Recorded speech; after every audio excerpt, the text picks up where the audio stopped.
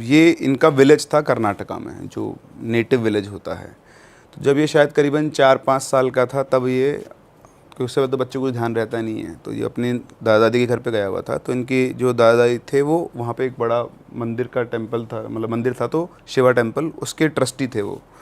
तो उनका घर जो था वो मंदिर में ही था, मतलब पूरा जो एरिया होता है तो मंदिर और घर एक ही जगह पर था, और गांव के सभी लोग मंदिर में पूजा पाठ करने आया करते थे। तो जब ये पहुंचा तो वहाँ पर इसके साथ, इसकी एज का कोई था नहीं कि इसके साथ ही खेल पाए, तो घर में बैठा बैठा बोर होता रहता था। तो एक दिन इनके पड़ोस 1-2 ब्लॉक छोड़कर एक फैमिली रहती थी, तो वो फैमिली आई पूजा करने। तो उनकी एक बेटी थी, तो जो ऑलमोस्ट इसी की एज की थी, 4-5 साल की। तो ये देखा कि सेम एज की, तो उससे खेलने के लिए गया था, पर उसने उससे इंटरेक्ट नहीं किया, वो अपनी मम्मी के पास जाके छुप गई। तो फिर वो आके बैठ गया। फिर उसने अपने पापा से बोला कि पापा मेरे को तो वापस मुंबई ले चलो, यहाँ मेरे साथ कोई खेलने वाला है नहीं, मैं तो बड़ा बोर होता रहता हूँ। अच्छा, ये बातें हैं आप मान लो वापस से 87-86 के टाइम की, जब तक आज तक के सब जुगाड़ नहीं होते थे टाइम पास करने के, है ना। आजकल तो कोई बच्चा बोर ही नहीं हो सकता। आजकल क्या होता है, मेरी जो छोटी वाली बेटी ना, वो रात रात भर सोती नहीं तो रील देखती रहती है। अच्छा, क्या ही करे उनका। बच्चे भी रील देख रहे हैं। अरे बच्चे सबसे ज़्यादा कंज्यूम कर रहे हैं। चुप कराने का नया तरीका मिल चुका है पेरेंट्स को भी। चलो अगर कोई रो रहा है तो फिर इसमें लोग बोलेंगे कि क्रिटिसाइज करते हैं, बट पॉइंट ये है कि टेक्नोलॉजी के ना इतना घुस गई ना, अब आप अवॉइड नहीं कर सकते। आप कब तक कंट्रोल कर लोगे? आपको सुबह काम करना है ना, अभी आपके उस फेज में नहीं हो ना, इसलिए बीन देयर डन दैट वाली बात करोगे ना, बेटा करो, तुम शादी करो, बच्चे करो।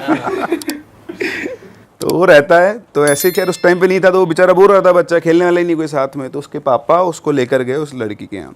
अब आप जानते हो उस टाइम पे गांव में कास्ट डिस्क्रिमिनेशन तो बहुत होता था, तो उनकी कास्ट तो लोअर कास्ट से बिलोंग करते थे। तो इनके दादाजी बोलते हैं कि यार तू ऐसे वहाँ पे मत लेके जाओ उसको। बोलते अरे पापा कुछ नहीं होता, क्या सब मचा के रखा आप लोगों ने। तो वो छोड़ के आता है, उसकी फैमिली से बोलते हैं कि भाई मेरा बेटा है ये, अगर आप लोगों को दिक्कत नहीं हो तो, क्योंकि हम लोग बाहर से आए हैं, तो इसके साथ खेल लेगा, सेम एज के दोनों बच्चे। तो बोला हाँ बिल्कुल सर, कोई बात नहीं है। तो ऐसे वो पापा भी वहीं रहे, उसके 2-3 घंटे में दोनों बच्चे फेमिलियर हो गए और वो साथ साथ खेलने लग गए। तो धीरे धीरे वो 10 दिन तक वहाँ पर रहे, तो रोज़ वो उसी के साथ खेलता था। तो उन दोनों की बहुत अच्छी बॉन्डिंग हो गई। तो ये मान लो बचपन के वो दोस्त बन गए। अब हर साल वो आता, जब भी साल में 2 से 3 बार उनके चक्कर लगते थे, तो हर बार वो आके और पवित्रा के साथ खेला करता था। तो इसे धीरे धीरे दोनों बच्चे बड़े हुए। अब ये पहुंचा 10th क्लास में, तो बोर्ड्स की वजह से फिर ये गया नहीं अपने वहाँ पर। फिर 11th क्लास में शायद इसने साइंस वगैरह की स्ट्रीम ले ली थी, तो फिर से पढ़ाई का लोड, और इस तरह से बस ये अब कभी कभी लैंडलाइन फ़ोन पे बात किया करते, क्योंकि बड़े हो गए थे, 96 के आसपास की बात है। उस टाइम पे मोबाइल फ़ोन्स होते थे, पर उनको अफोर्ड करना हर किसी के लिए पॉसिबल नहीं था। तब नए नए आए थे। नए नए आए थे, मुझे याद है अच्छे से। उस टाइम लैंडलाइन पे लाइन लगती थी, और कैसे किसी मोहल्ले में किसी एक के यहाँ फ़ोन होता था, और कोई दूर से आपके रिश्तेदार का फ़ोन आया तो वो आके बताते कि भाई आपका फ़ोन आया, तब आप जाते थे और फिर वो बात होती थी। ऐसा सिस्टम हुआ करता था उस टाइम पे। तो कभी कभी उनकी लैंडलाइन पे बात होती थी। तो एक बार लास्ट उनकी बात हुई थी 11th क्लास में, जब वो था, उसमें इनका कुछ आर्ग्यूमेंट हो गया था, और उसने बताया कि ठीक है आजकल मुझे फ़ोन मत करना। तो वो भी बंदा अपने ईगो पे ले गया, और उसने भी कभी उसको दोबारा फ़ोन नहीं किया।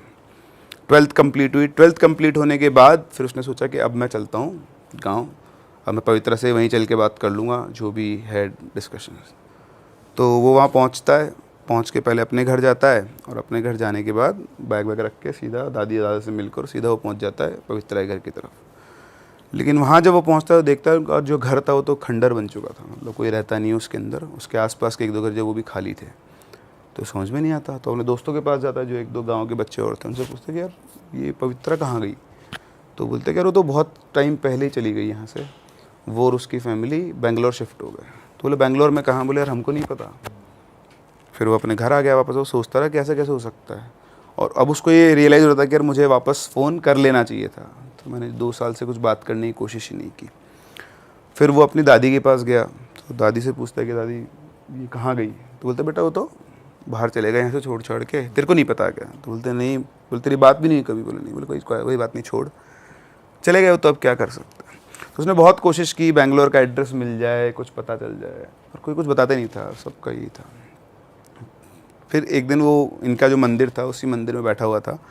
तो मंदिर में एक पुजारी थे, तो जब वो छोटा था तब से उनसे बातचीत करता था। वो इसको सिखाया करते थे पूजा पाठ करना, अलग अलग चीज़ें। तो वो पूजा कर रहे थे, उसको बैठा हुआ उनका वेट किया। वो पूजा खत्म करके बाहर आए मंदिर के बाहर, एक मंदिर के अंदर एक पट्टी बनी थी, वहाँ बैठ गए दोनों। और उसने पूछा उनसे पुजारी जी से कि पुजारी जी एक बात बताओ, ये पवित्रा कहाँ गई, मतलब इसका आपको पता है कि बेंगलोर में कहाँ रह रही हैं? तो पुजारी जी एक बार तो चुप हो गए, फिर बोले देख बेटा, क्योंकि बचपन से तू पवित्रा के साथ खेला है, मैंने तुम दोनों बच्चों को बड़े होते हुए देखा है, मैं तेरे से झूठ नहीं बोलूँगा, लेकिन पवित्रा और उसकी फैमिली की तो डेथ हो गई है। तो बोलता डेथ हो गई है? बोले हाँ, लेकिन सब लोग तो बोल रहे हैं कि वो तो बेंगलोर रहती है।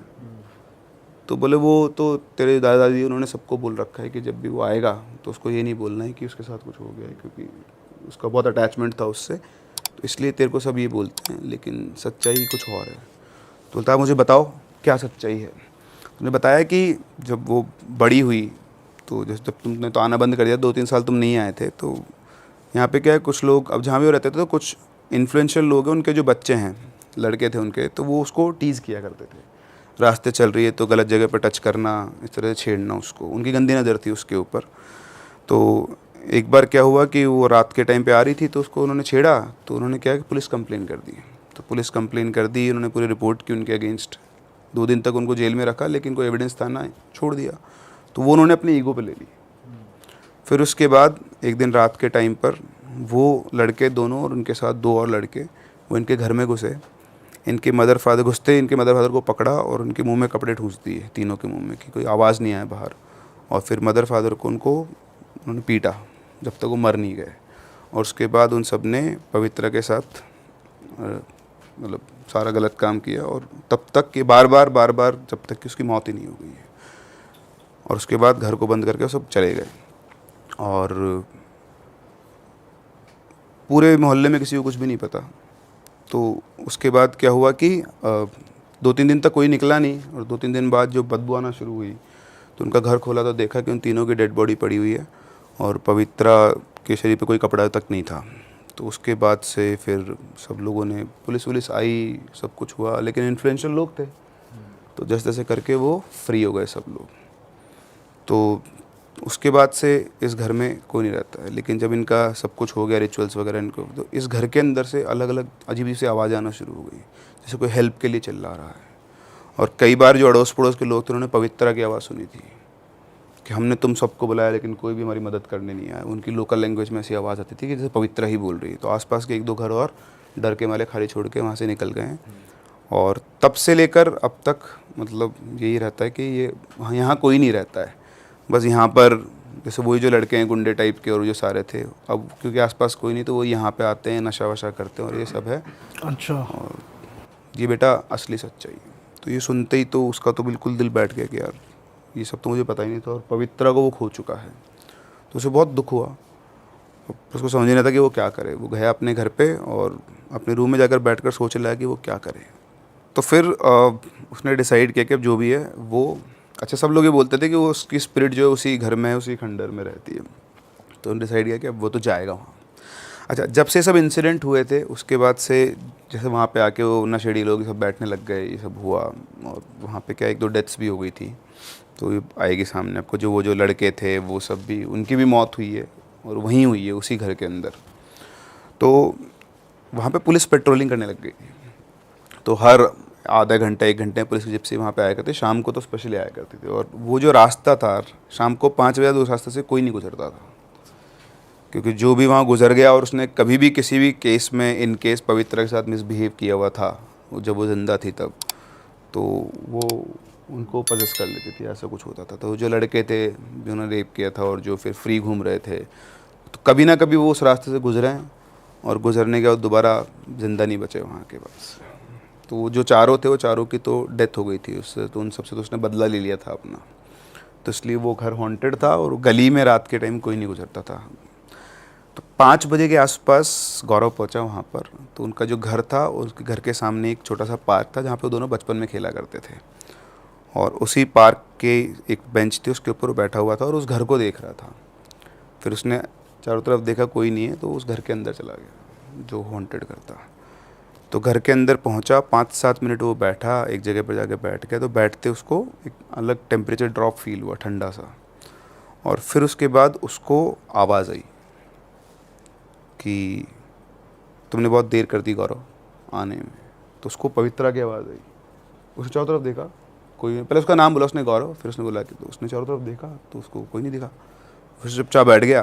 फिर चुपचाप बैठा तो उसको फिर से आवाज़ आती है कि गौरव ने उससे बोला कि कि आई एम सॉरी, मैं आ नहीं पाया। मुझे जब पता लगा, मतलब रोने लग गया था, उसकी आंखों से आंसू निकलना शुरू हो गए, इमोशनल हो गया था वो जो भी आवाज़ है उसको रिप्लाई करा था। उधर से वापस आ जाती कि तुम्हारी गलती नहीं थी उसके अंदर, गलती मेरी थी कि मैंने तुमसे आर्ग्यू किया और उसके बाद दोबारा कभी तुमको कॉल नहीं किया। लेकिन मैं खुश हूँ कि आज तुम यहाँ पर आए और मुझे बहुत अच्छा लग रहा है कि तुम हो, क्योंकि तुम ही मेरे दोस्त थे। क्योंकि मैं लोअर कास्ट से बिलोंग करती हूँ, तो पूरे गांव ने, जो भी लोग रहते थे, सब ने मुझे हमेशा उल्टा ही बोला, लेकिन तुम ही एक थे जो बचपन से मेरे साथ खेले और आज तक भी, मतलब तुम मेरे लिए यहाँ पर आकर बैठे हो। तो मैं बहुत खुश हूँ, जो हो गया वो हो गया, तुम भी उससे आगे बढ़ो, लेकिन मैं हमेशा तुम्हारे दोस्त तो रहूँगी। तो इधर से वो बोलता है कि मैं तुम्हें देख क्यों नहीं पा रहा हूँ, तुम्हारी आवाज़ तो मुझे आ रही है पर मैं देख नहीं पा रहा हूँ। तो बोलते जब टाइम आएगा तब तुम मुझे देख भी लोगे, अभी तुम यहाँ से जाओ।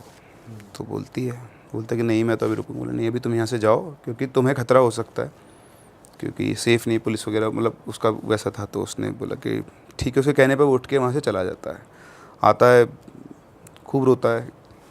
फिर अगले दिन वापस उन पंडित जी के पास पहुँचता है और पता करने के लिए कि क्या हुआ क्या नहीं हुआ, कैसे चीज़ें हैं। तो वो पहुँचा वहाँ पर, तो उसने पंडित जी से पूछा कि पंडित जी, मतलब आपने तो बता दिया कि उसकी डेथ हो गई थी, उसके बाद क्या हुआ? तो उन्होंने बताया कि उसके बाद वो जो लड़के थे जिन्होंने उसके साथ गलत किया था, एक एक करके उसने उन सबको, मतलब जब भी वहाँ से गुजरे तो उनको उसने मार दिया। और कई लोगों को, मतलब जो भी उसको कुछ गलत बोलता था कभी भी, तो वो किसी ना किसी फॉर्म में उनको हार्म कर देती थी। तो उसने बताया कि मैं कल गया था वहाँ पे। तो बोले तुम गए थे? बोलते हाँ, और मुझे पवित्रा की आवाज़ सुनाई थी। तो पंडित जी बोले तुम सच बोल रहे हो? तो बोलता कि मंदिर में बैठा हूँ, मैं झूठ क्यों बोलूँगा। तो बोले मैं कल गया था, मुझे उसकी आवाज़ सुनाई दी, लेकिन मुझे वो दिखाई नहीं दी, मुझे तो उसने कुछ भी हार्म नहीं किया। तो उसने कहा कि वो तुमको हार्म नहीं कर सकती, क्योंकि तुम ही उसके एक दोस्त थे पूरे गांव के अंदर, तो तुम उसके सबसे क्लोज रहे हो, और इसलिए वो तुमको हार्म तो नहीं करेगी, लेकिन फिर भी तुम वहाँ मत जाओ। तो पता नहीं, क्योंकि वो पवित्रा नहीं ना जो थी पहले। तो उसने कहा ठीक है। इसके बाद उसने तो सुनी नहीं किसी की, अब उसने अपना ही दिनचर्या बना ली। अगले दिन वापस से वो शाम को गया, वहीं पहुंचा वापस से उस घर के अंदर, नज़र बचा के लोगों से, और वहाँ बैठ के वो स्मोक करता था। तो वो स्मोक कर रहा था बैठ के, तो जैसे वो स्मोक करके सिगरेट जलाई उसने, तो उधर से आवाज़ आती कि तुम स्मोक मत करो, सिगरेट मत पियो, और ये तुम्हारी हेल्थ के लिए अच्छी नहीं है, ऐसा करके। तो उसने बुझा दी। तो बुझा दी तो फिर से उसको उसकी आवाज़ आई, दिखी तो अभी भी नहीं थी वो उसको, बस उसको आवाज़, कम्युनिकेट कर रहे थे एक दूसरे से दोनों। तो उसका डिस्कशन चल रहा था। उसने बोला कि मुझे पता लगा कि तुम्हारे साथ क्या हुआ, और मतलब मैं उस टाइम पे नहीं था, और अब आके मुझे सच्चाई पता लगी है, तुम्हारे साथ बहुत गलत हुआ है। तो उसने बोला कि हाँ, जो होना था वो हो गया, और जिसने वो किया उनको उसके किए की सज़ा मिल चुकी है। और कोई भी ऐसा इंसान जिसने, जब मैं ज़िंदा थी, मेरे बारे में गलत बोला, या क्योंकि तुम मेरे सबसे अच्छे दोस्त थे, तुम्हारे लिए भी किसी ने गलत बोला, अभी भी ऐसे बहुत सारे लोग हैं, तो उनका नुकसान तो होगा ही होगा, मैं उनको किसी को भी नहीं छोड़ूंगी।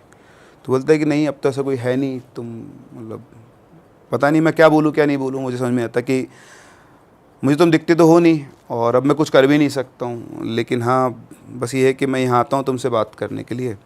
और इस तरह से उनके कम्युनिकेशन हुए, बैठे वो, फिर उसने वापस से, अच्छा बीच बीच में पुलिस की जब से आते थे छुप जाता था उठ के खंडर के अंदर ही कहीं ना कहीं पर, तो उसको कोई हार्म नहीं था। उसके बाद फिर वापस आ गया उस दिन रात को।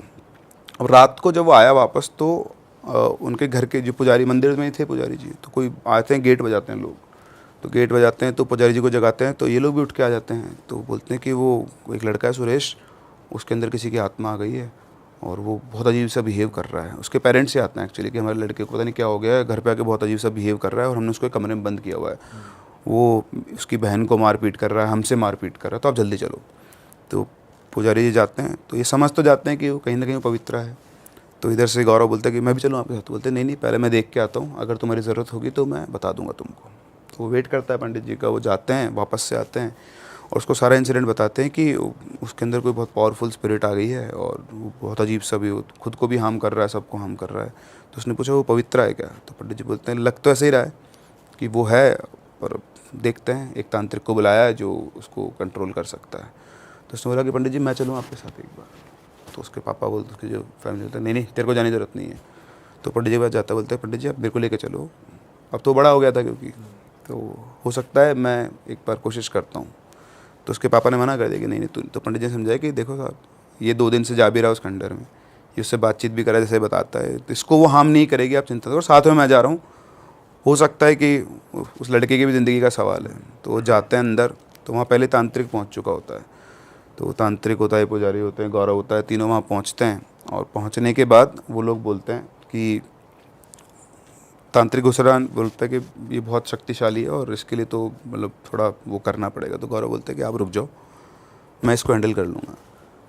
तो तांत्रिक कुछ बोलता तो पंडित जी बोलते हैं कि आप रुक जाओ, ये इसका जो भी कुछ है एक बार इसको चेक करते हैं और देखते हैं, हो सकता है कि आपको कुछ करना ही नहीं पड़े। अच्छा, ये जो लड़का था सुरेश, ये गौरव का ही दोस्त था, पहले रहा हुआ है। और इसकी एक छोटी सिस्टर थी जो इसको भी भैया ही बोला करती थी। तो वो आते ही रोने लग गई बहुत तेज कि भैया देखो, भैया को क्या हो गया है, ये वो। तो वो अंदर जाता है, तो तांत्रिक सब बाहर होते हैं, पुजारी जी उसको अंदर छोड़ते हैं और बोलते हैं कि अगर कुछ भी दिक्कत हो तुम बहुत तेज़ चिल्ला देना, हम लोग सब अंदर आ जाएंगे। अगर तुम्हारे पास ऐसा लगता है मान लो तुम्हारे पर वो हमला करे या कुछ भी हो। तो अंदर घुसता है, गेट बंद करता है, तो सामने सुरेश बैठा हुआ होता है और उसकी चेहरे पे एक अलग सा डर रहता है और ऐसा लगता है कि वो खुद वो नहीं है। तो अंदर घुसते ही वो बोलता है कि पवित्रा तुम ये क्या कर रही हो। तो सेंस कर गया था कि ये वही है। तो बोलती है गौरव तुम चुपचाप यहाँ से चले जाओ, मैं तुमको हार्म नहीं कर सकती हूँ, ये तुमको बहुत अच्छे से पता है, लेकिन इसको तो मैं नहीं छोड़ूंगी। तो बोलता है कि तुमने इसको पजेस क्यों कर रखा है।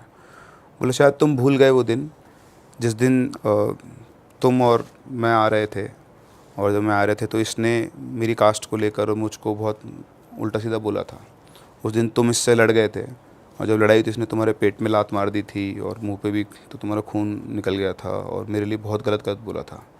आज कहीं जाकर मेरे चंगुल में आया है और इसको इसके किए की सज़ा ज़रूर मिलेगी। लो रिवेंज फॉर्म के अंदर आ गई थी प्रॉपर कि जिसने मेरे लिए गलत बोला है तो उसको उसको तो बदला नहीं लेगी। छोड़ूंगे। हाँ, तो उसने बोला कि देखो तो बहुत पुरानी बात है, बचपने में किसी ने कुछ बोल दिया तुम उसको क्यों लेके बैठे। बोले नहीं, वो एडमेंट थी कि नहीं मैं तो इसको नहीं छोड़ूंगी।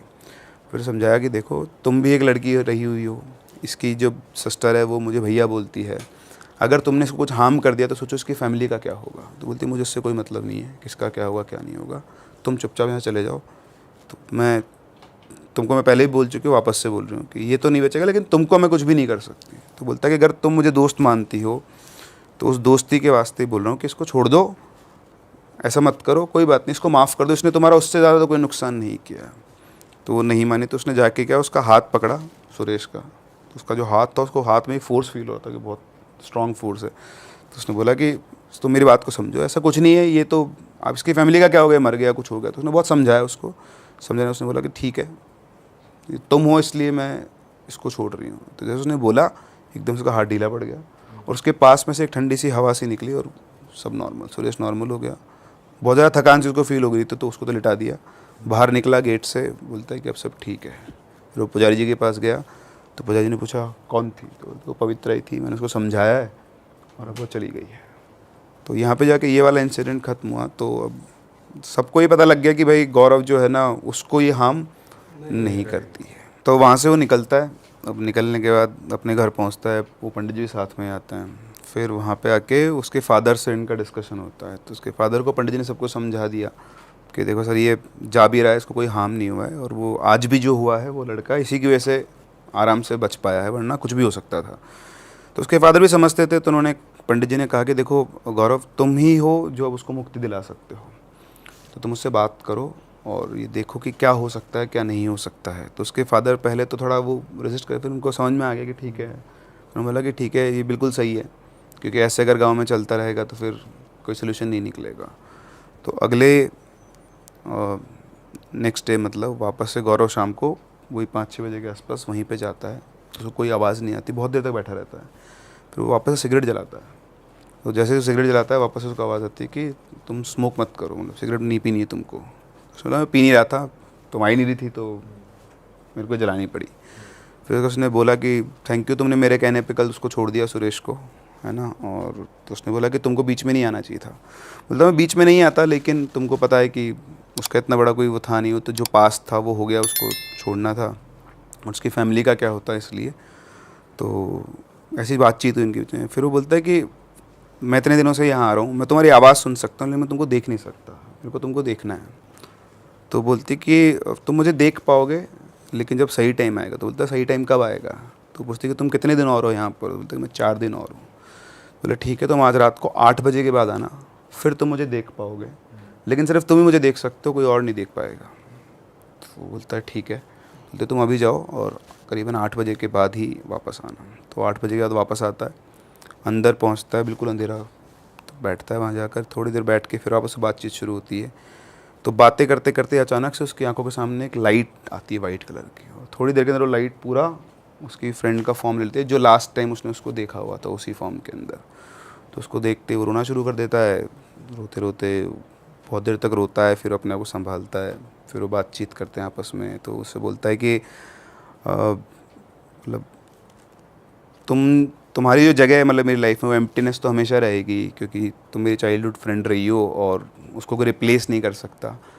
मैं और कुछ तो नहीं कर सकता, लेकिन तुम मुझे ये बता दो कि तुम्हें मुक्ति कैसे मिलेगी, मतलब तुम क्या चाहती हो जिससे तुम्हारा, अब तुमने जो करना था वो कर लिया, रिवेंज ले लिया, अब इस तरह से बाकी गांव वाले डर डर के जिए और हाँ, मुझसे अच्छा ये बताओ कि अब तुम्हें कैसे मुक्ति मिल सकती है। तो ये सब बात पंडित जी ने उससे कही थी कि तुम ये पता करो कि उसकी कैसे हेल्प कर सकते हो ना, वो एटर्निटी के लिए यहीं पर ट्रैप्ड रह जाएगी।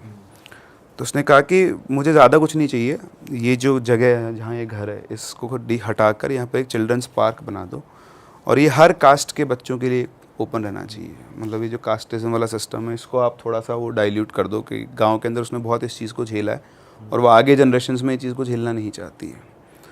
तो उसने बोला ठीक है, ये काम तो मैं करवा दूंगा। तो बोलते बस इतना सा करवा दो और उसके बाद आई विल बी हैप्पी। तो बोलता है लेकिन फिर तो तुम हमेशा के लिए चली जाओगी। तो बोलती है हाँ, जब मुझे मुक्ति मिल जाएगी तो मुझे जाना ही होगा, लेकिन जब तक ये होगा तब तक तो तुम मुझसे मिल सकते हो, मैं तुम्हारे पास तो मैं हमेशा हूँ और तुम्हें लाइफ में कभी कोई दिक्कत नहीं आएगी जब तक मैं हूँ। तो ऐसा उनका डिस्कशन हुआ बहुत अच्छा। फिर वापस उन्होंने बोला कि अब तुम चले जाओ, लेट हो गया बहुत ज़्यादा, तुम्हारे जाने का टाइम हो गया, अगर पुलिस वगैरह ने पकड़ लिया तो तुम्हारे साथ भी दिक्कत हो सकती है। तो इस तरह से बातचीत क्लोज़ करके वो निकल गए। अगले दिन पुजारी जी, इनके पापा, सब ने बैठ के डिस्कशन किया कि वो ये चाहती है। तो सब ने बोला कि ठीक है, यही काम करते हैं। उसके पापा ने गवर्नमेंट से परमिशन ली, पैसे कैसे इशू था नहीं, और गाँव वालों ने भी कॉन्ट्रीब्यूट किया। तो पार्क का काम शुरू हो गया। तो जिस दिन पार्क का काम शुरू हुआ, दिन के अंदर भी पवित्रा वहीं सामने खड़ी थी, गौरव को देख के मुस्कुरा रही थी, मतलब उसको दिख रही थी और किसी को नहीं दिख रही थी। 1 साल तक उस पार्क का काम चला। 1 साल के बाद जब पार्क का इनॉग्रेशन था तब भी गौरव वापस आया वहाँ पर, और वहाँ पे उस दिन पवित्रा बहुत खुश थी। उसने उससे बातचीत की, उसको बताया कि ये बहुत अच्छा हो गया है, और फिर इनका डिस्कशन हुआ। फिर उसने बोला कि ये तो हो गया है, लेकिन अब तुम? तो बोलते कि अभी तो मैं हूँ यहाँ पर, ऐसा नहीं है, इतने जल्दी नहीं जा सकते, इतनी जल्दी शायद हो सकता मुक्ति वगैरह कुछ होगा, उसका प्रोसेस नहीं मिल रहा होगा। तो तुम जब भी आओगे मैं यहाँ रहूँगी, लेकिन हाँ कुछ टाइम के बाद तो मुझे जाना ही होगा। तो उसने बोला कि लेकिन तुम चली जाओगी तो फिर मैं क्या करूँगा? तो बोलते कि जब तुम 30 साल के होगे ना तो तुम्हारी लाइफ में मैं वापस आऊँगी। हाँ, जब तुम्हारी एज 30 साल हो जाएगी तब तक तुम्हें जब भी मेरी ज़रूरत है तो मुझे याद कर लेना, मैं तुमसे मिलने आ जाऊँगी, या तुम यहाँ आओगे तो यहाँ तो मैं हमेशा हूँ ही, ऐसा उसने कहा। तो जब भी वहाँ जाता था वो उसके साथ बैठ के बातें किया करता, वो दोस्त की तरह वो बिल्कुल रहा था। फिर वो वापस आया, कॉलेज वगैरह उसने अपना कंप्लीट किया, उसकी एक जॉब वगैरह लगी एमएनसी में। 28 साल की उम्र में उसकी शादी हो गई। तो अपनी वाइफ को लेकर वो वहीं गया। उसने सब कुछ बता रखा था उसको पवित्रा के बारे में। तो वो दिन जब वो पहुंचा, उसने उसको देख के वो खुश हुई और बोलती कि आज मेरा टाइम आ गया जाने का, अब आज के बाद मैं तुम्हें दिखाई नहीं दूँगी कभी भी। तो ऑब्वियसली वो रोने लग गया कि ऐसा कह सकते हो, तुम बस ये लास्ट था मेरा, अब हमेशा के लिए बाय बाय है। फिर चली जाती है, उसको दिखना बंद हो गई थी। फिर 2 साल के बाद उनको एक बेटी होती है, 30 साल की उम्र में। जो स्टोरी तू भाई बताने वाला है वो तेरे एक फ्रेंड के साथ हुई थी एक्चुअल में? ये स्टोरी मेरे दोस्त के साथ हुई थी, और वो मेरा दोस्त था हॉस्टल का। अच्छा। हाँ, तो उसकी स्टोरी है। तो ये मेरा एक तरीके से मान लो बेस्ट फ्रेंड था। हॉस्टल में हम दोनों साथ में थे नैनीताल में। ठीक है। तो वहाँ मैं उससे मिला था पहली बार। क्या उम्र थी आपकी उस टाइम हॉस्टल? मैं था 10th क्लास, मैं गया था 7th क्लास में हॉस्टल। तो वहीं पे मेरे को मिला था वो। तो बेसिकली जितने भी वहाँ पे हॉस्टल में लोग आते हैं सबकी अपनी अपनी कहानी है। कोई जैसे मैं ऐसे गया था वहाँ पे कि मैं पढ़ाई में अच्छा नहीं था, तो मेरे को हॉस्टल में डाल और क्या इंस्पिरेशन थी आपकी हॉस्टल में जाने की? भाई हॉस्टल में ये था कि जैसे दीपक था, दीपक पढ़ाई में बहुत अच्छा था, मैं और सुमित पढ़ाई में अच्छे नहीं थे। अब मेरे कंप्यूटर में बहुत कम मार्क्स आ रहे हैं, इंग्लिश में बहुत कम मार्क्स आ रहे हैं। तो पापा ने बोला कि भाई इसको हॉस्टल भेजो एक लड़के को। तो मैं फिर हॉस्टल चला गया उस चक्कर में। पर आपको चॉइस भी तो मिली थी एक बार अंकल से कि भाई जिसको जाना है बताओ, तो आपने कुछ इंटरेस्टिंग बोला था उस टाइम पे? उस टाइम पे मैं मूवीज वगैरह देखता था, तो उस टाइम पे जैसे शकल लगा बूम वगैरह तो उस टाइम पे मैंने देखा कि वो हॉस्टल में रहता है, तो मुझे बड़ा अच्छा लगा कि भाई बड़ी अच्छी स्टोरी होती होगी, मतलब मज़ा आता होगा। संजू हॉस्टल में रहता था? हाँ, डोमेट्रीज में रहता था वो। उसमें डॉर्मेट्रीज थी, लेकिन उसमें ऐसा कुछ नहीं था कि वो हॉस्टल में रह रहा है। भाई मैंने ना जहाँ तक मुझे वो लगता है- बंक बेड पे सोता था। पता नहीं कि मेरा माइंड ऐसा करता था कि हॉस्टल का काइंड ऑफ कुछ चीज़ें हैं, ऐसा ही कुछ होगा हॉस्टल में। तो मैंने फैसिनेट कर उसको कर लिया दिमाग में, तो मैंने कहा चलते हैं भाई हॉस्टल, मज़ा आएगा वहाँ पे, नए लोग मिलेंगे, सब कुछ, वो भी नैनीताल में, अच्छा बढ़िया मज़ा आएगा। अब मैं वहाँ चला गया किसी तरीके से। अब जिस दिन गया उस दिन तो बड़ा मज़ा आया, सब कुछ सामान ट्रंक व्रंक पैकिंग करी, सामान पैक करा, सारा कुछ पूरी लिस्ट दे दी उन्होंने कि ये सब सामान लेना है। मैं पहुँच गया वहाँ पे। अब अगले दिन उठा तो मैंने कहा मुझे तो घर जाना है भैया। वहाँ पहुँचने का सुबह जब उठा, क्योंकि मैं तो सिर्फ 7th क्लास में था, मैंने कहा ये क्या चल रहा है। ये कौन साल की बात है? 2007 की। अच्छा, मेरे क्लास और ईयर साथ साथ चल रहे हैं, मतलब 2008 में, मैं 2008 में था, इस तरीके से। अच्छा, तो इसलिए मुझे अच्छे से याद उस है। टाइम होता है यार कि जब आप चले जाते हो ना, पहुंच जाते हो हॉस्टल जैसी जगह, तो ये होता है कि भाई क्यों आ गए। क्यों, आप कितनी बार गए हो हॉस्टल जो आपको होता है? आपको कैसे होता है? जैसे सुना है, लोगों से सुनते आए हैं ना, जैसे बहुत यार दोस्त हॉस्टलों में रहे हैं। कौन से यार दोस्त रहे तेरे? यार दोस्त हमें कौन रहा है हॉस्टल में? तेरे एक यार दोस्त का भाई गया है, उसके बारे में तुझे पता नहीं। जैसे ये रहा है, इसी से ही सुना है। तो अब दोबारा क्यों सुन रहा है? अब सीधा कहानी पे आ, बकचोदी मत कर ज्यादा। अमित जी शुरू करो स्टोरी। तो मेरा दोस्त था नीरज, मेरे साथ हॉस्टल में था वो। तो हम दोनों सेम ईयर ज्वाइन किया था हॉस्टल। तो मैं तो गया था कि मैं पढ़ाई में अच्छा नहीं था। कुछ बच्चे आ रखे थे कि उनको पॉलिटिकल कुछ दिक्कत थी, बच्चे किडनैप वगैरह हो जाते थे, तो पेरेंट्स भेज देते थे हॉस्टल में कि भाई तुम हॉस्टल चले जाओ। कुछ आसपास के बच्चे भी आ जाते थे, और कुछ लोग ऐसे भी थे जो बेसिकली जिन पे नेगेटिव एंटिटी का भी था, तो वो बताते नहीं थे किसी को भी, पर उनके पेरेंट्स डाल देते थे। तो नीरज भी उनमें से एक था। मतलब उन अपने इलाके से दूर भेज दिया ताकि कुछ और नेगेटिव ना हो, तो हॉस्टल में भेज दिया। उसमें नेगेटिव एंटिटी जैसा क्या था? तो जब मैं नीरज से मिला तो मेरी उससे दोस्ती बनी कि मैंने कहा भाई हॉस्टल से भागते हैं, भाई भागने का प्लान बनाते हैं, मेरा तो मन नहीं लग रहा। तो ऐसे करके मेरी उससे दोस्ती बनी। तो फिर धीरे धीरे जानने को मिला कि भाई इसका तो केस ही अलग है, मैं तो कम मार्क्स के चक्कर में आया हूँ, इसके ऊपर कुछ नेगेटिव एंटिटी थी, उस चक्कर में आया। तो बेसिकली मैं कहानी बता देता हूँ आपको क्या थी।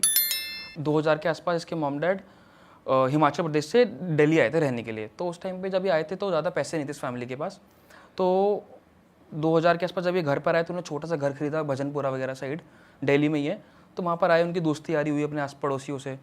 तो उस टाइम पे काफ़ी मतलब लोअर मिडिल क्लास फैमिली थी ये, नीरज की जो फैमिली थी। तो ये 2 भाई थे। तो बेसिकली ये मिडिल क्लास फैमिली थी। तो उसके पेरेंट्स का और इनकी फैमिली का यही था कि भाई किसी तरीके से हमें मेहनत करनी है, आगे बढ़ना है। तो धीरे धीरे अंकल ने प्रॉपर्टी में इन्वेस्ट किया, उसके पापा ने। तो वहाँ पे कुछ टाइम बाद उनको काफ़ी ज़्यादा मुनाफा हो गया। इनिशियली वो एक फैक्ट्री में काम करते थे, वो सैनिटरी पैड्स की फैक्ट्री थी। तो उसमें वो एज अ सीनियर सुपरवाइज़र काम करते थे। जब प्रॉपर्टी में अच्छा खासा फ़ायदा हो गया तो उन्होंने अपनी खुद की फैक्ट्री खरीद ली और खुद की सैनिटरी पैड्स की फैक्ट्री उन्होंने स्टार्ट कर दी। उस प्रॉपर्टी से अच्छा खासा फ़ायदा हुआ उनको, मतलब। तो वो उस टाइम पे उन्होंने प्रॉपर्टी खरीदी, फैक्ट्री खरीद ली, और इन दोनों बच्चों को एडमिशन करा दिया इंग्लिश मीडियम स्कूल में, ये हिंदी मीडियम में थे उस टाइम पे।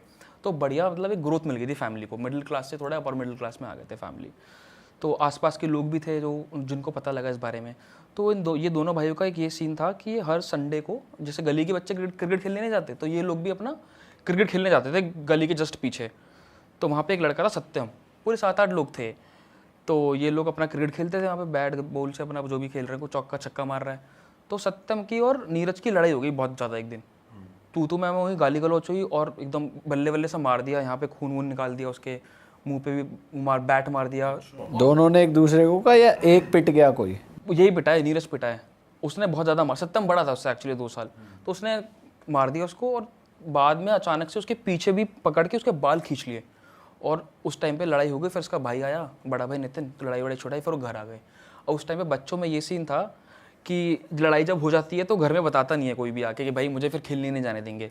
तो उसने भी ऐसे ही करा, भाई मैं घर पे नहीं बताऊंगा क्योंकि फिर घर वाले मुझे खेलने नहीं जाने देंगे। उस टाइम पे क्रिकेट से बहुत ज़्यादा मन भी था लोगों को खेलने का। तो घर वर आया तो उसने खुद ही आसपास का जो एक डॉक्टर था साइड में, भाटी डॉक्टर, उससे उसने अपना इलाज विलाज करवा दिया, भाटी डॉक्टर से, छोटा मोटा जो भी है। अब ये इंसिडेंट होने के बाद उसके ठीक 1 महीने बाद नीरज को सांस लेने में दिक्कत आ गई। मतलब जब भी वो सुबह सुबह उठे तो उसको ऐसा लगता कि मुझे सांस कम आ रहा है। तो उसको लगा नॉर्मली होगा। फिर वो स्कूल जाता था अपना, भारी हो रही है सांस भारी हो जाती थी। वो स्कूल जाता था, क्रिकेट वगैरह खेलता था अपना, तो वहाँ पे दिक्कत आती थी, क्लास में भी बैठे बैठे दिक्कत आती थी। उसने घर पे बताया कि ऐसा ऐसा सीन है, तो घर वालों ने बोला कि ठीक हो जाएगा, थोड़ा बहुत ऐसे ही हो रहा होगा। फिर वो चले गए हॉस्पिटल डॉक्टर को दिखाने, जब ज़्यादा सीरियस हो गया और डॉक्टर ने डिक्लेयर कर दिया इसको एस्थमा है। तो उस टाइम पे नीरज 10-12 साल का था, डॉक्टर ने बोल दिया कि इसको एस्थमा है। घर वाले पूरे शॉक्ड हो गए कि इतनी कम उम्र में एस्थमा कैसे हो गया, किसी को आसपास घर में है भी नहीं, और ऐसा कुछ वो उसका खान पीन भी ऐसा नहीं है कि जिस चक्कर में उसको एस्थमा हो गया। तो भाई जब उसको अस्थमा हो गया, डॉक्टर ने बता दिया सारा कुछ, तो दिक्कत आ गई उसको बहुत ज़्यादा, घर वालों को भी बहुत ज़्यादा परेशानी हो गई। तो फिर तकरीबन 1-1.5 महीने बाद सब कुछ नॉर्मल हुआ घर में, और उसने अपना विदिन एक हफ्ते की उसने पूरी छुट्टी ली स्कूल से, और फिर स्कूल जाना स्टार्ट कर दिया। और इस चीज़ के होने के बाद 1 महीने बाद, तुरंत 1 महीने बाद दोबारा उसको गलत सपने आने लग गए, और बेसिकली एग्जैक्टली 1 महीने बाद उसको मतलब उल्टे सीधे सपने आने लग गए। और सपने में उसको मतलब ऐसा आता था कि कोई चुड़ैल आ रही है उसके सपने में, और पहले दिन उसका बेड पे सूसू भी निकल गया नीरज का। और उसकी मॉम ने बोला भैया अब इतना बड़ा हो गया तो ये सब कैसे हो रहा है सब चीज़ें, तो उसने बताया कि मेरे को गलत सपना आया, और ये चीज़ 3-4 दिन तक कॉन्टीन्यूस होती रही। तो उनको अजीब सा लगा कि भाई ऐसा क्यों आ रहा है सपना वगैरह, ये वो। तो फिर उन्होंने सोचा कि डॉक्टर को दिखा देते हैं, पर वो चीज़ ऑटोमेटिकली ठीक हो गई। फिर उसके बाद थोड़े दिनों बाद उसको दौरे पड़ने स्टार्ट हो गए नीरज को। ये एक्चुअल में हुआ नीरज के साथ? एक्चुअल में अब बेसिकली नीरज और उसका बड़ा भाई एक रूम में सोते थे, और वो बैठे बैठे उसकी पूरी बॉडी ऐसे ऊपर को हो जाती थी, और वो बेडशीट को पकड़ के ऐसे हो जाता था, और आँख पूरी ऊपर हो जाती थी।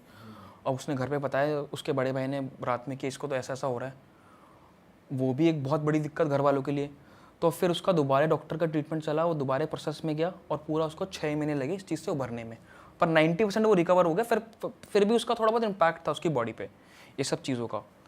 तो उसके घर वालों को थोड़ा शक हुआ कि भाई मेरे मतलब शायद नीरज के ऊपर किसी ने कुछ गलत तो नहीं कर दिया, क्योंकि मतलब मॉम डैड को तो पता रहता ही है कि काला जादू वगैरह सब चीज़ें रहती हैं, तो उनको लगा, बट उन्होंने फिर भी इस बात को ज़्यादा भाव नहीं दिया। उनका शायद हो भी सकता है और नहीं भी हो सकता, इग्नोर कर दिया इस बात को। फिर कुछ टाइम बाद उसके डैड ने जब प्रॉपर्टी फैक्ट्री खरीद ली थी ना, जब वो फैक्ट्री खरीद ली, उसके डैड कभी कभार रात में इंस्पेक्शन करने जाते थे फैक्ट्री के अंदर काम के लिए। रात में काम का नाइट शिफ्ट लगती थी रात में, तो वो जाते थे इंस्पेक्शन करने के लिए।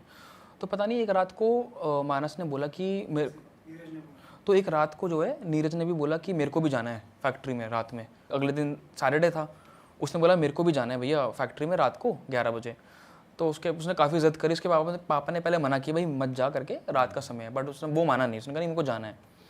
तो बेसिकली नीरज और नितिन उसका दोनों भाई चले गए पापा के साथ, और उनकी फैक्ट्री में 3-4 कमरे थे भाई। एक कमरे में वो उसके डैड समझा रहे हैं लेबर्स को कि भाई ये ऐसा ऐसा करना है, ये प्रोजेक्ट है जो भी है, इतने पीस करने हैं। सैनिटरी पैड्स की फैक्ट्री थी, तो समझा रहे थे। एक रूम में उसको लेबर को समझा रहे हैं, उस रूम में दूसरी मशीन रखी है। अब जो तीसरा रूम था राइट में, उसमें एक मशीन रखी थी जो कि नीरज के साइज हाइट से 3 गुना बड़ी थी। अब उस पर कोई भी जब भी वो कटिंग मशीन थी बेसिकली, उस पर कोई भी काम करता था ना आके, तो बहुत प्रिकॉशन से काम करता था, क्योंकि बहुत ब्लेड वगैरह थे, रोलर वगैरह थे उस मशीन के अंदर। तो वो चला गया उस मशीन के जस्ट सामने खड़ा हो गया जाके। अब उस मशीन में 3-4 बटन थे, एक ऑन ऑफ फॉरवर्ड का रिवर्स का।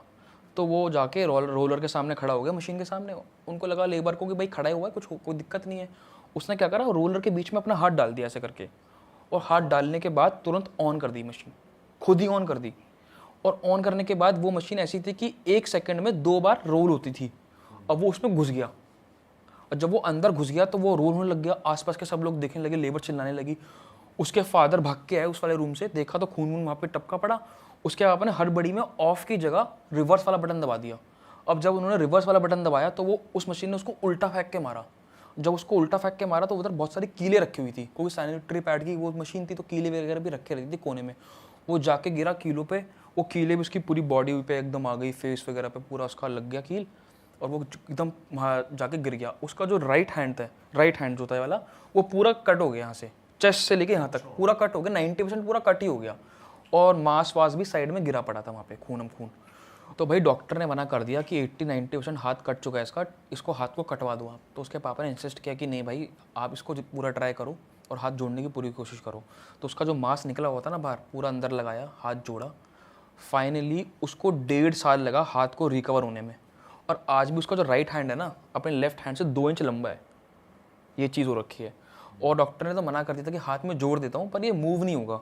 तो 1.5 साल तक उसको फिर ट्रीटमेंट वगैरह दिया, एक्सरसाइज वगैरह कराई, उस चक्कर में उसका हाथ चल पा रहा है आज के डेट में अच्छे तरीके से, बट 1.5 साल लग गया पूरा रिकवर होने में। अब ये सब कुछ चीज़ें हो गई। अब उस बीच जब वो घर बार आया ना, तो दिवाली का माहौल चल रहा था। तो उसकी मम्मी ने, अब दिवाली के टाइम पे हमारे घर में भी सब लोग साफ़ सफाई करते हैं, तो उसकी मॉम देख रही कि जो नीरज का गद्दा है जहाँ पे सोता है, वो मैट्रेस निकाला तो मैट्रेस के नीचे राख रखी हुई, लाल कपड़े के अंदर बंद हुई। अब वो घबरा गई कि ये राख किसने रखी यहाँ पे। अब वो समझ गई किसी ने ब्लैक मैजिक तो पक्का ही करवा रखा है। क्योंकि अंदर राख मिलना मतलब कि वो घर वाला तो कोई रखेगा नहीं, तो या तो कोई गेस्ट आया हो, आस पड़ोसी आया हो, कोई दूर का रिलेटिव आया हो, तो वो समझ गई थी कि ब्लैक मैजिक तो हो रखा है डेफिनेटली, क्योंकि सारे डॉट्स मैच हो गए थे। उसका पहले अस्थमा हो गया, फिर उसका हार्ट टूट गया, उसके बीच में उसको दौरे आने स्टार्ट हो गए, तो वो समझ गई थी कि कुछ प्रॉब्लम है। तो उनकी मम्मी की एक फ्रेंड थी जिनका कॉन्टैक्ट था असम के अंदर। असम में जो शहर है गुवाहाटी, वो माना जाता है, मतलब वो गढ़ एक तरीके के लिए ब्लैक मैजिक को करवाने के लिए भी और हटवाने के लिए भी। तो वहाँ पे उन्होंने कनेक्ट किया। तो जब वहाँ पे कनेक्ट किया तो एक बाबा थे, सिद्ध बाबा, उनको बोला, तो वो ना इतनी सारी से आ नहीं पाते। आप आज भी फ़ोन करोगे कि हमारे घर आ जाओ, ऐसा प्रॉब्लम है, तो वो नहीं आते, क्योंकि उनको वहीं पे बहुत उनका अपना काम है, वो अपना वहाँ पे सारा कुछ करते हैं, अघोरी बाबा बेसिकली। तो वो नहीं आए। उन्होंने बहुत अप्रोच किया बाबा को, तो उसके फिर डैड ने दोबारा अप्रोच किया कि हालत एक्चुअली ख़राब है, ठीक नहीं हो पा रही है, और आगे इससे बुरा ना हो जाए, तो आप प्लीज़ आ जाइए, इसकी दिक्कत ना हो जाए। और इस बीच में मैंने एक चीज़ बताना भूल गया, उसके पापा को भी फाइनेंशियल लॉसेस होना स्टार्ट हो गए थे। मतलब फैक्ट्री चल नहीं पा रही थी अच्छे तरीके से, जो जिस तरीके से वो ग्रो कर रहे थे पहले, वो ग्रोथ नहीं मिल रही थी, बल्कि डाउन ही जा रहा था मामला। लोन्स वगैरह स्टार्ट हो गए थे उसके डैड के ऊपर। तो 3 महीने बाद वो बाबा घर पर आए, और जिस दिन वो घर पे आए थे तो उन्होंने बताया नहीं था कि मैं इस दिन घर आऊँगा। उन्होंने बोला मैं आ जाऊँगा, और मैं डेट कंफर्म नहीं कर रहा, पर मैं आ जाऊँगा। तो वो आए। जब वो घर पर आए तो उनको पता नहीं था, वो एकदम से आए। तो जब वो घर, उन्होंने बेल वगैरह बजाई, उन्होंने पहले पूरा घर का आसपास देखा, किसी ने घर पे तो कुछ नहीं कर रखा आसपास वगैरह कुछ। फिर वो एंट्री कर लिया उसने। फिर जब आ गए तो उन्होंने बोला कौन से बेटे को वो रखा, उन्होंने बोला कि ये बेटा है हमारा। तो पहले दिन तो उन्होंने नीरज को पूरा ऑब्जर्व किया कि इसकी क्या हरकतें हैं, दौरे वगैरह आ जाते हैं तो कैसे आते हैं, रात में क्या होता है, उससे बातचीत वगैरह करी। फिर उससे अगले दिन जब उससे पूरी बातचीत वगैरह कर ली, तो उससे पूछा कि भाई, मतलब उसने पूरा बताया। अभी हाल फिलहाल में उसका हाथ कटा था, उससे पहले उसको दौरे आने स्टार्ट हुए थे, उससे पहले उसको अस्थमा की प्रॉब्लम थी। तो बाबा ने पूछा कि भाई तुमने किसी का कुछ गलत तो खा नहीं लिया, या कहीं तुम्हारी लड़ाई वड़ाई तो नहीं हो गई हो, कुछ बताओ उस बारे में उस समय पहले। तो उसने बताया एक लड़ाई तो हुई थी मेरी उस समय पे। तो उसने बोला क्या हुआ था लड़ाई में, तो उन्होंने बताया ऐसे ऐसे हुआ था, और मेरे बाल भी यहाँ पे प्रॉप चोट आई थी। तो उन्होंने बोला कि बाल वगैरह भी किसने आपके निकाले यहाँ से, उसने बोला हाँ निकाले। तो बाबा को थोड़ी हिंट मिल गई थी बाल की। और फिर उस रात को बाबा को एक हिंट और मिला कि जब बाबा छत पे गए ना, तो सामने वाला जो घर का पेड़ था उस पर उल्लू बैठा हुआ था। तो उसको उनसे भी कुछ पता लगा कि, क्योंकि बेसिकली मैं आपको बता दूं, जो उल्लू होता है, आउल जो होता है, उससे आप, वो अच्छा भी है और बुरा भी है। तो उससे आप, बेसिकली लक्ष्मी जी का वाहन होता है, तो उससे आप कुछ गलत भी करा सकते हो बहुत तगड़ा, और वो बेसिकली अगर वो खुद बाय चॉइस आ रहा है तो वो आपके लिए अच्छा है। बट अगर उससे तुम ब्लैक मैजिक कराओगे तो वो बहुत गंदा हो जाता है बेसिकली। तो बाबा ने कहा ठीक है, इस पे काला जादू ही कराया गया है, हम प्रक्रिया कल सुबह स्टार्ट करेंगे। तो कल सुबह मॉर्निंग में 5 बजे के आसपास पूरा परिवार सामग्री लेके आ गया। और जो चीज़ें उन्होंने बताई थी, शीशा था, लाल कपड़ा था, और वो था कच्ची हल्दी, उनको मंगवा लिया। हवन की पूरी सामग्री मंगवा दी। तो हवन चालू कर दिया, उसको नीरज को सामने बिठा दिया। 1 घंटा उन्होंने पूरा हवन किया अपना। और जब मेन टाइम था, प्राइम टाइम, उसको बुलाया, उसको बोला नीरज को कि भाई अपनी मुट्ठी खोल, और उसके यहाँ पे कच्ची हल्दी रख दी, जो बेसिकली येलो कलर की होती है, आपको अगर पता है। तो वो रख दी, और उसको बोला कि अब तुम अपनी मुट्ठी बंद कर लो, और मंत्र पढ़ना स्टार्ट किए। और 10 मिनट बाद बोला कि अब तुम अपना हाथ खोलो। जब उसने अपना हाथ खोला ना, तो जो कच्ची हल्दी थी उसका रंग पूरा खून जैसा लाल हो गया था। हाँ, तो जब वो पूरा खून जैसा लाल हो गया, तो बाबा ने उसके बाद सारे रहस्य खोल डाले, सारी चीज़ें बता दी, और घर वाले पूरे शॉक्ड हो गए, पूरे नाम बता दिए। तो बाबा ने सीधे बोला कि एक लड़का है सत्यम, जिसने तुम्हारे बालों से काला जादू करा है, और उसका बाप एक तांत्रिक है। तो बेसिकली सत्यम का बाप नीरज के पापा का दोस्त हुआ करता था एक टाइम पे, और उस टाइम पे वो काला जादू नहीं करता था। फिर उसके बाद उसने काले कपड़े पहनने चालू कर दिए और तांत्रिक वगैरह में चला गया, तो उनकी दोस्ती भी थोड़ी कम हो गई, उस चीज़ों में चला गया वो। तो उसने पूरा बता दिया कि भाई ऐसे ऐसे ये इन्होंने करवाया है पूरा काला जादू। अब इन्होंने बोला, उनको पूरे शॉक्ड हो गए, और उनको पता भी लग गया। वो बीच में उनका पूरा मतलब बेसिकली सत्यम और उसके डैड आए थे देखने के लिए कि इसकी तबीयत कैसी है। तो उनको आइडिया लग गया था कि उसी बीच में इन्होंने वो जो ऐश रखी थी लाल रंग के कपड़े के अंदर, वो उन्होंने उसी गद्दे में रखी होगी। तो वहाँ से पूरा सारी की सारी डॉट्स मैच हो गई उनकी पूरी की पूरी। अब उसके बाद बहुत गुस्से में, तो उन्होंने बोला कि इन्होंने हमारे ऊपर काला जादू करवाया कैसे, हमें पूरा सॉल्यूशन चाहिए, और इसको गंदी से गंदी आप वो दो सज़ा। तो उन्होंने बोला कि इसको गंदी से गंदी सज़ा मिलेगी कि उसने कर्म बहुत गंदा करा है। और एकदम उन्होंने उल्टा करवाने की बात करी कि उन पे उन्होंने उल्टा बोला कि करो। सज़ा हमें तो वो चाहिए एक तरीके से सॉल्यूशन, मतलब क्या कहते हैं एक तरीके से बदला चाहिए, इंसाफ चाहिए हमको भाई, हमें इंसाफ दिलाओ किसी तरीके से। हमारे बच्चे के साथ ये सब कर दिया, कल को मर जाता हमारा बच्चा। तो उन्होंने बोला कि वो ऐसी मौत मरेगा कि मतलब वो सोच भी नहीं सकता कभी इस तरीके से। तो जितना टाइम नीरज को ब्लैक मैजिक स्टार्ट होने से अब तक लगा था ना, वो कह रहे थे इतना ही टाइम लगेगा उसको मरने के लिए। तो 3-4 साल हो गए थे, उन्होंने कहा 3-4 साल में वो एकदम नष्ट हो जाएगा। तो 2013-14 के अंदर वो आदमी मर गया उसको और वो मरा कैसे? सत्यम मरा है उसके पापा? उसके डैड। तो वो मरा कैसे? उसको कैंसर हो गया। अब बेसिकली आपके अगर ऑर्गन्स में कैंसर होता है ना, लिवर में, दिल में, कहीं पे दिमाग में, वो बस्ट हो जाता है, बंदा ऑर्गन फेल हो जाता है, बंदा मर जाता है।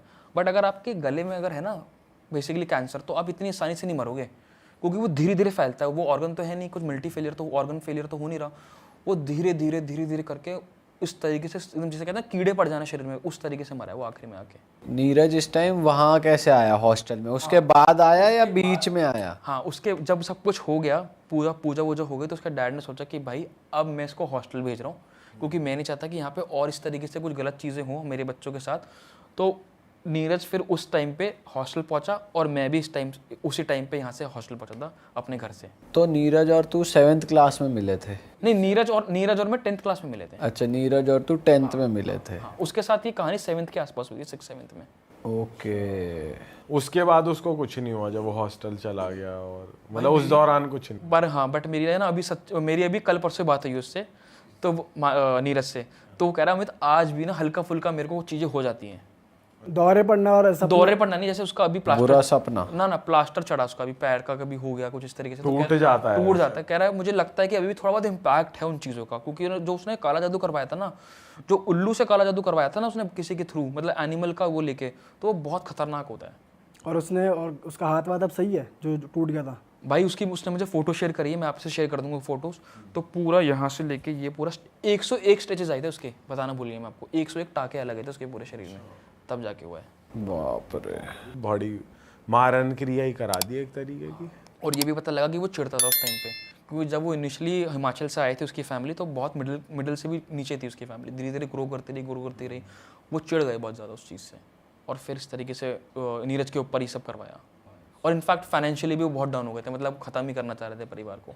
फिर जब वो पूजा वूजा हो गई तब फाइनेंशियली भी ठीक हो गए? हाँ, फाइनेंशियली अब बहुत बेटर है पहले से। अब तो उसने दिलशाद गार्डन में घर भी खरीद लिया अपना, अभी तो वहाँ पे रह रहा है हाल फिलहाल। और क्या बता रहा है वो, अब क्या हो रहा है आजकल? अब लाइफ ठीक है मतलब, या फिर बढ़िया, उसकी लास्ट ईयर शादी हो गई अब। और जो वो लड़का था सत्यम, जिसकी वजह से उसके पापा ने किया था, सत्यम का उसे भी नहीं पता, क्योंकि सत्यम भजनपुरा में है अभी भी, तो सत्यम को तो नहीं पता। सत्यम की मॉम पहले भी नहीं थी, वो पहले चली गई थी, अपने डैड के साथ रहता था वो वहाँ पे। भाई बताओ, बच्चों में भी ऐसी वो हो रही है कि लड़ाई हो गई तो इसको खत्म ही करवा बच्चे दो। को सिखाया है पापा ने कि लड़ाई होएगी तो बाल खींच के लाइए उसके। क्योंकि ऐसे बाल तो खींचता नहीं कोई, मार मूर के चलो भैया। ऐसा भी हो सकता है कि दुश्मनी बाप की हो, उसी ने कहा हो तो इससे पंगा ले और बाल ला इसका, और लड़ाई हो बनावटी। और आप देखो ना, बाद में वो देखने आए कि हम कैसा है आपका बेटा, और उसी वक्त उन्होंने वो डाल दिया, आशीष डाल दिया गद्दे के नीचे। उसके कमरे तक कैसे चलेगा भाई वो? उसके डैड और वो अच्छे फ्रेंड थे अच्छे खासे, तो उनका था आना जाना, और नीरज भी उसका दोस्त था। अब उनकी लड़ाई बेशक हुई थी, बट वो आ गए देखने के लिए, उसने सॉरी वगैरह भी बोल दिया उस टाइम पे। अब वो जब उसके कमरे में आया, उसने उसी वजह से सत्यम ने डाल दिया, सत्यम ने अंदर डाल दिया वो, और उसके डैड तो उसके दोस्त थे ही। तो ये तो कमाल की स्टोरी है वैसे, रियल लाइफ बंदा भाई कटिंग की मशीन दबा के, मतलब वो मौत के मुंह से बच के आया, मैं आपको ऐसा बोलूंगा। खुद ही जा रहा है कि चलो मुझे फैक्ट्री ले अपनी ही फैक्ट्री की मशीन में। फैक्ट्री ले चलो, खुद ही जा रहा है। और मैंने उससे पूछा भी कि भाई तूने क्यों दबाया बटन? वो मशीन वाला कह रहा है मेरे को नहीं पता मैंने क्यों दबाया भाई। कह रहा आज भी मैं सोचता हूँ, कह रहा मुझे लगता है या तो मेरे को किसी ने करवाया है, या मेरे को कह रहा पता नहीं मैंने क्यों दबा दिया, रूलर में हाथ डाल के बना मशीन का बटन, मतलब खुद ही बंदा मार रहा है अपने आप को। और ये भी चीज़ थी, जैसे अगर किसी पे काला जादू हो रखा है ना, तो उसका अगर उसका टाइम पीरियड बढ़ता रहता है, तो उसका जो पोजेस्ट करता है ना किसी बंदे पे, उसका भी परसेंटेज बढ़ता रहता है कि वो बंदा 10% पोजेस्ट है, 50% पोजेस्ट है। तो टाइम ज़्यादा हो गया था, तो वो ब्लैक मैजिक का जो इम्पैक्ट था ना, वो उसकी बॉडी पे इतना ज़्यादा हावी हो गया था कि वो करवा रहा था उससे वो सब चीज़ें। तो बाबा ने वैसे ही बताया था कि जैसे कि एक तो होता है वशीकरण कर लिया ब्लैक मैजिक के थ्रू, कि भाई जो बंदा चाह रहा है वैसा वैसा वो अगला बंदा कर रहा है, वही ये या कोई चुड़ैल उड़ैल जैसे तू कहता वो आके बैठ गई थी। देखो सपने में तो उसको बहुत बुरे बुरे आते थे, बट मैं बोलूँगा एक तरीके से वो काबू में ही आ गया था लगभग, क्योंकि वो खुद ही कर रहा था, अब लगाओ ना वो उससे एक्टिविटी करवा रहा है मशीन में अंदर जाने की, और वो भी उल्लू के थ्रू। उल्लू का क्या राज है ये उल्लू का? संभल के रहना पड़ेगा बच्चों को भाई लड़ाई वड़ाई में बाल भी जा सकते हैं, ये नई सीख मिली है आज हमें। भाई हम सुनते तो आए हैं पॉडकास्ट में बालों से वशीकरण कर रहे हैं, उसे अपने कंट्रोल में लेके आ रहे हैं, तो वही हुआ है। भाई यार ये तो तुमने बहुत बढ़िया रियल इंसिडेंट। अरे वाह, आपने ये वीडियो यहाँ तक देख ली भाई, तुमने हमारी मेहनत सफल कर दिया, तुम ही लोग हो असली रियल हिट। और अगर आपको बहुत मजा आ रहा है ऐसी क्लिप्स में, ऐसी वीडियोस में, तो फटाफट जाइए प्लेलिस्ट पे बिंज वॉच कीजिए और सारी वीडियोस देख डालो और मौज काटो। दैट इज इट, हम मिलेंगे नए पॉडकास्ट में, नए क्लिप में। Till then bye bye, see you, take care, do subscribe.